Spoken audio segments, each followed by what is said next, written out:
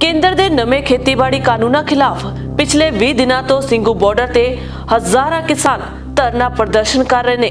किसान अंदोलन कारण दिल्ली दे नाल लगदियां सारियां सरहदां सील ने। इस दौरान सोमवार नूं किसान 9 घंटे की भुख हड़ताल ते बैठे।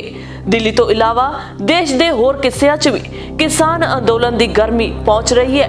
कड़ाके की ठंड विच भी किसान बॉर्डर तो हटण नूं तैयार नहीं ने।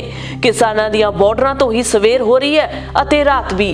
किसान अंदोलन नाल सब तो ज्यादा परेशानी आम जनता नूं हो रही है। दरअसल अंदोलन दे चलदे दिल्ली आउण जाण वालियां नूं काफी परेशानी दा सामना करना पै रहा है। उत्थे आम जनता दीयां परेशानियां नूं देखदे होए संयुक्त किसान मोर्चा ने एक मुआफीनामा जारी किया है। इस मुआफीनामे विच किसानां ने आम लोकां तो मुआफी मंगी है अते दुख जताया है। मुआफीनामे विच संयुक्त किसान मोर्चे वालों लिखा गया है, जो कि हिंदी दे विच है, पर तुहानूं उस दा पंजाबी अनुवाद सुणाउंदे हां।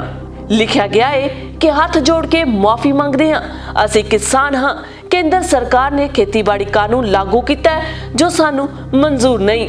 किसानां ने कहा है कि सानूं सरकार वालों कोई दान नहीं सगों अपनियां फसलां दा मुੱਲ चाहीदा है। असीं मुआफी मंगदे हां जेकर आम लोकां नूं इस तों परेशानी हो रही है। सड़क बंद करना जां लोकां नूं परेशान करना साडा सड़कां बंद करना जां लोकां नूं परेशान करना साडा मकसद नहीं है। असीं तां मजबूरी विच इत्थे बैठे हां।